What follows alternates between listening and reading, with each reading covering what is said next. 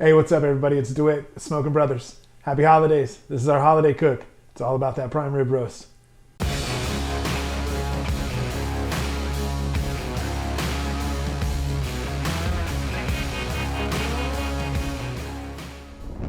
right, guys. So prime rib roast, ready to roll. Show you guys how to trim. We're going to really break this down in a couple different parts. We're going to score this thing, which is really cool because it actually opens the prime rib roast up to actually taking on more flavor. We're going to create kind of a really cool glue that's going to help our rub bind this as well. And then later on, we're going to come back and create a butter that is going to go on the smoker with it too. That's going to come back that we're going to glaze this thing with throughout the actual cook itself. All right, guys, show off this prime rib roast a little bit. She's really a very good looking prime rib. Show off the marbling. You guys can kind of see all this throughout here. There are some parts of this we do need to trim up. This is very hard fat that we're going to get off of here. And as you can see, the actual prime rib itself, the roast part of this is right here. But you can actually see all the way through this thing. She's a beaut. So we're going to get into some of this trimming here, guys. And as you can see, you know, some of the stuff we don't need on here. And it's going to come off. A lot of this fat will render, but the more we can get up underneath some of this stuff, it actually just helps with the actual cook. It actually will help us when we're actually binding some of this when it comes down to getting flavor all the way through down to the actual roast itself. And as you can see, when we get down into some of this fat that we're going to want to get off of, and you can see where this is kind of coming down, where we're going to be able to come down and get, and you can kind of see how this is going to start breaking back across right here.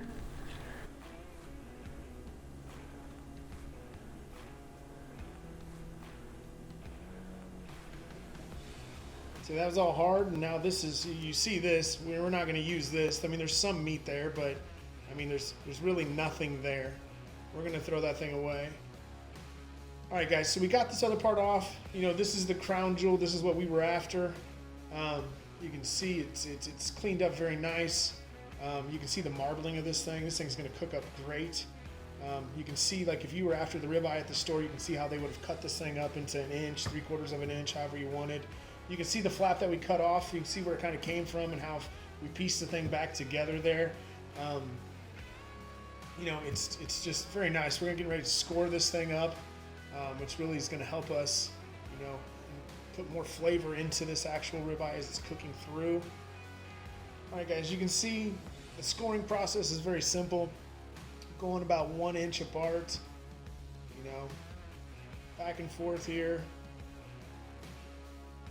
You know, once you get going through this and, you know, you can flip the thing around, you start going the other way, and that's when you really get that checkerboard effect. You know, you don't want to go too deep into this. You know, you might accidentally here and there do. You know, you keep making those little 1-inch cube boxes.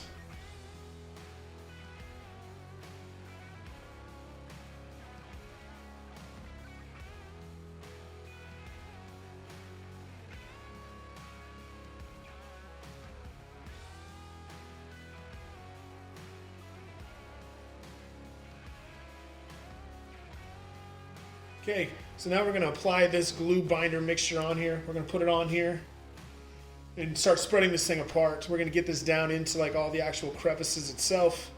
And this is really what's going to help our actual rub stick to this as this is cooking through the actual smoker itself.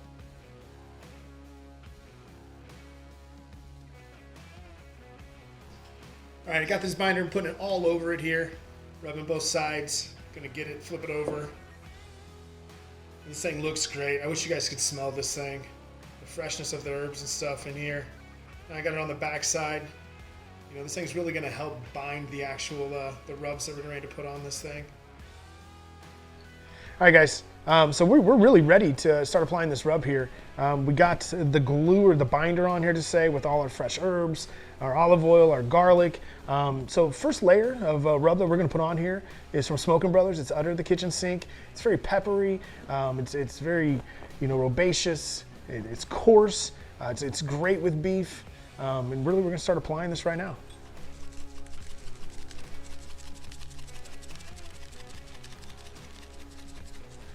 So I'm put a pretty good layer on here.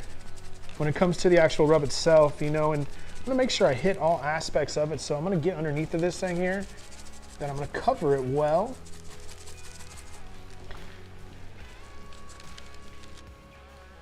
So now it's been sweating. We're getting ready to flip this thing over. Gonna do the same thing to the other side. Oh yeah, this thing's gonna be so awesome. All right, now that we've let this rest, we're gonna come back and hit this with our second rub. This is Boar's Night Out White Lightning with double garlic butter. It's one of my favorite rubs, but a lot lighter than that last bit that we put on here.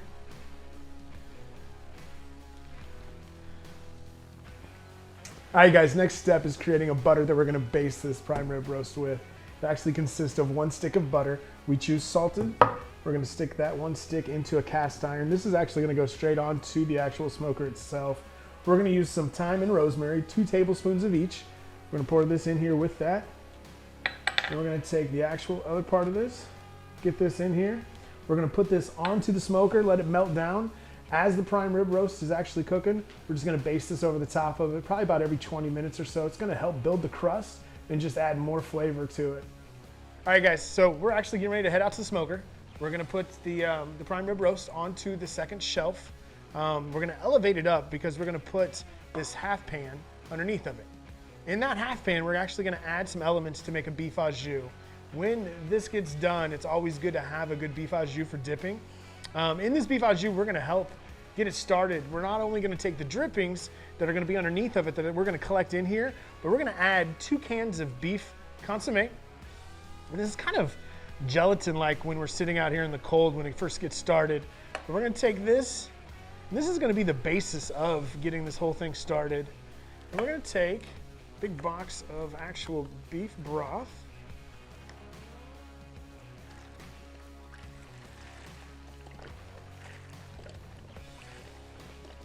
And when this is all said and done, we're gonna take this back through a fat separator, and we're gonna get some of the best beef au jus you can get from the drippings of this mixed with that, and it's going to be fantastic. So we'll meet you guys out at the smoker, get this thing going.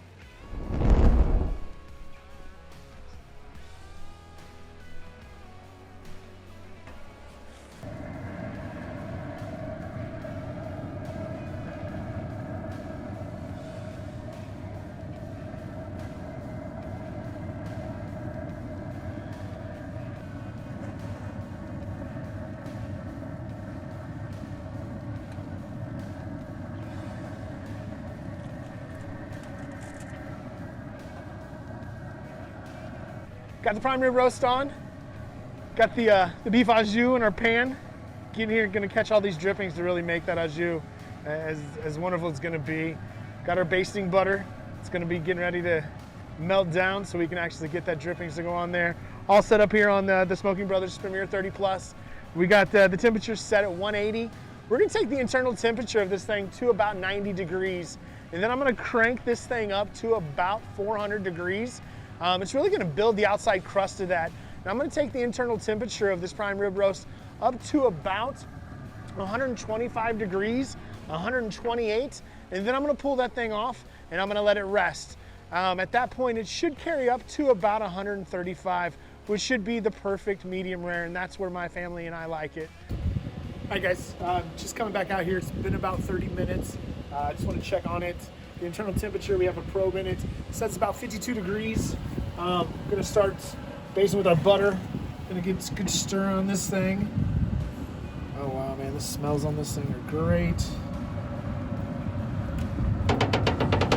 Now I'm not actually gonna be brushing this thing on because I don't want to knock off any of the rub and stuff that we have on here. So I'm just gonna let this thing drip on, get down into all the crevices around here. I wish you guys could smell what I'm smelling. And again, we're gonna take this thing to about 90 degrees internal temperature, and then I'm gonna jack the smoker up to about 400 degrees. I'm gonna build this bark up until we get to an internal temperature of about 125. Hey guys, so we're at internal temperature of about 90 degrees. So we look beautiful, exactly what we want. We're gonna crank this thing up to about 400 degrees now. We're gonna start checking on this thing about every 20 minutes or so. And we're gonna keep basting this thing. We're gonna build this thing, our bark. We're gonna pull this thing at about 125, 128 like we were talking about. And it'll be our perfect medium rare as soon as we let it rest about a half hour, okay? All right guys, we've hit our temps where we wanna be at. We're sitting roughly about 125, 128, right in the middle where we wanna be. Gonna pull this thing off. It is absolutely beautiful.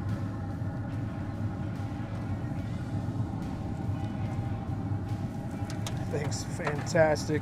Now we're gonna get the thing filled up. We're gonna let it rest for about a half hour. All right, we're to the end. Prime rib roast is done. We got the thing off. We've let it rest. Now we're ready to cut. Gonna get this thing up here. Go on the cutting board. Get some slices off of this. As you can see, it turned out great. I'm gonna get some slices coming through here. I'm gonna cut the end of this thing off. And we're gonna start going through here. So you can see our ends is definitely gonna be more of the medium to medium well, and as we cut through to where we were, it's gonna be more of the medium rare of what we were wanting.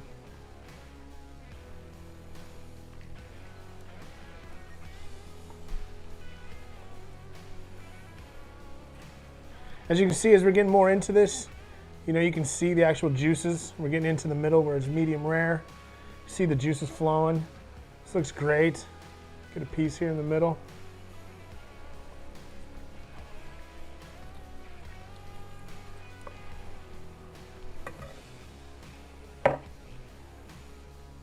That thing looks fantastic. Okay, cut a piece here.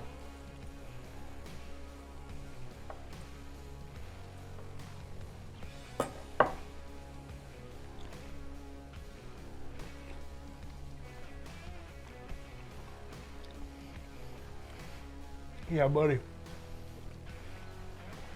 Happy holidays to you guys. So we're gonna make some sides for the prime rib roast for this holiday cook. The first thing we're gonna do is make some scalloped potatoes. This recipe is very near and dear to my heart. It comes from my mom. I've had this for years. Gonna share this with you guys. First thing we've done is we've taken a 5-pound bag of red russet potatoes. We've stuck them into a pot of boiling water. We've tucked them to a point where you can stick a knife through it and they come out, but they're not done.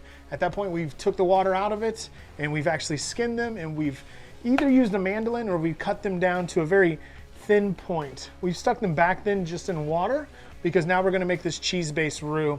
This cheese-based roux is a very easy cheese-based roux. We'll put the actual recipe out there for you guys to see it and you guys can follow along. But I'm just gonna make this now and you guys can watch me build this layer. It's kind of like a lasagna, kind of potato lasagna. It's very easy and you guys can watch us do it. Starting off with the milk, then the flour. Then we're gonna start off with some Velveeta cheese. Get this in here, I've cubed it up.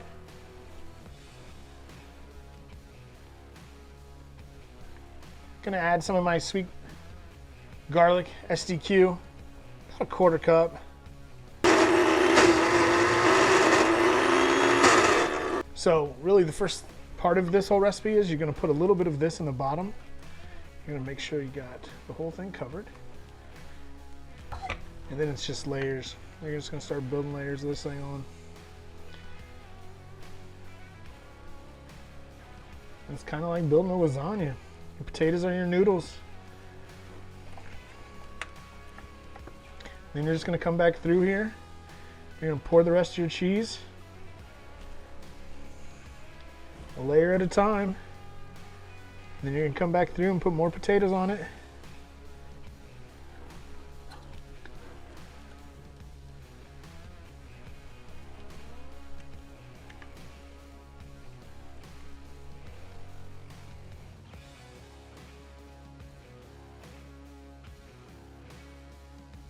So getting ready to put these scalloped potatoes onto the Premier 30. Got this thing set at 350 degrees. Gonna take a quick smoke bath for about 30 minutes and we'll see where they're at.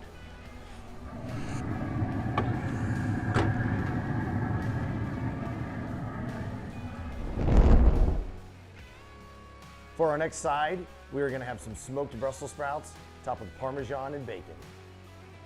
Growing up as a kid, I used to eat Brussels sprouts all the time, but I used to call them baby cabbages, and that's exactly what these things are. These are huge. Like the larger size Brussels sprouts, especially for smoking, they're gonna be able to take on more smoke and not dry out as much as the smaller ones will. Pretty simple to prepare. We're just gonna take the ends of these, cut them off here, and then we're gonna just cut them in half. And what I've already got going on over here, just have a small rack prepared. Gonna set these on the rack. We're gonna be throwing these on the smoker here in a minute. We're gonna just have them cruising right around at 200 degrees just for, about 20 minutes. We're not trying to cook these. We're just trying to give them a little bit of hint of that smoke, a low, slow smoke. And then we're gonna be cranking them up. We're gonna throw these into a skillet and add some yummy goodness to them. So check that out here in a minute. All right, we got the grill set to 200, and we're gonna put this on the smoker on the top rack. Let these ride for about 20 minutes. All right, guys, these Brussels sprouts have been rolling for about 20 minutes, catching a little bit of smoke. We ran pellets, we ran a mesquite and cherry mixture. So let's check them out. Oh yeah, these are looking great. Yeah, we're gonna go ahead and We're gonna go ahead and throw this cast iron skillet on. We're gonna crank this bad boy up to right around 400.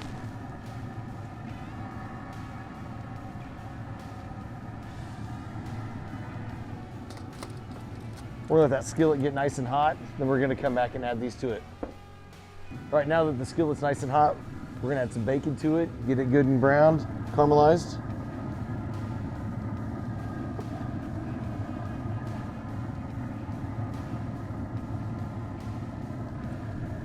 We'll let that go for a little bit. All right, guys, we got the bacon nice and caramelized in this pan. And we're gonna add in some onion, get it going. Let that sizzle, yeah, sweat down just a little bit.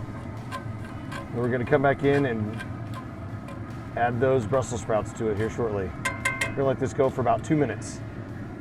So now we got those onions caramelized, looking great. We're gonna come in here and we're gonna add those Brussels sprouts that we smoked off earlier. And we're gonna start putting these in face down. Kind of moving them around, finding a spot for them to fit. Now that we have all the Brussels sprouts in the pan face down, now it's time to add in the extra flavor ingredients. We're gonna start with 3 tablespoons of garlic.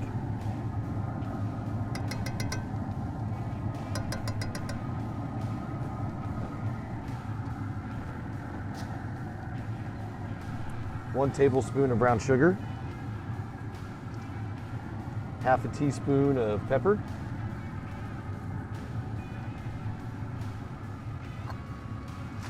2 teaspoons of salt,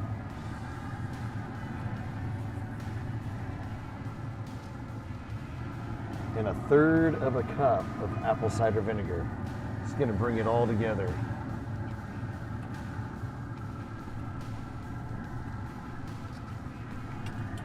And give that just a little kind of a touch, a tap.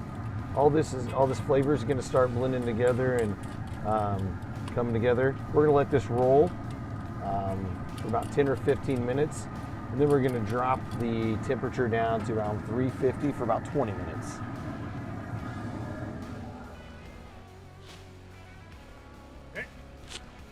All right, guys, these things have been cruising for about 30 minutes. You like my light? It's gotten dark around here. It's only 6 o'clock. But, you know, it is what it is. Daylight savings time. These things have been cruising for about 30 minutes. We've been flipping them every about 5 minutes or so. Now it's time to add some cheese to them. It's looking beautiful. A little fresh grated Parmesan cheese. Look at that. Oh, yeah.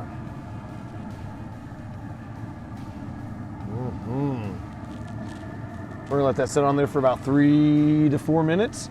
Let that melt up, and then we're gonna come back and finish them off with our toppings. Yeah.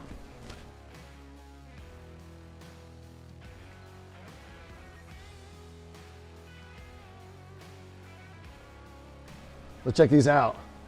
Oh, baby. These are done. Let's bring these off and take them in and get them topped. Yeah. All right, the final steps to completing these Brussels sprouts is we're gonna add in a little bit of previously cooked bacon, because you can't have enough bacon in your life. We gotta make these Brussels sprouts really unhealthy. Top them off with some chives. Look at that little greenery. There you go. If you don't like Brussels sprouts, you will now after this.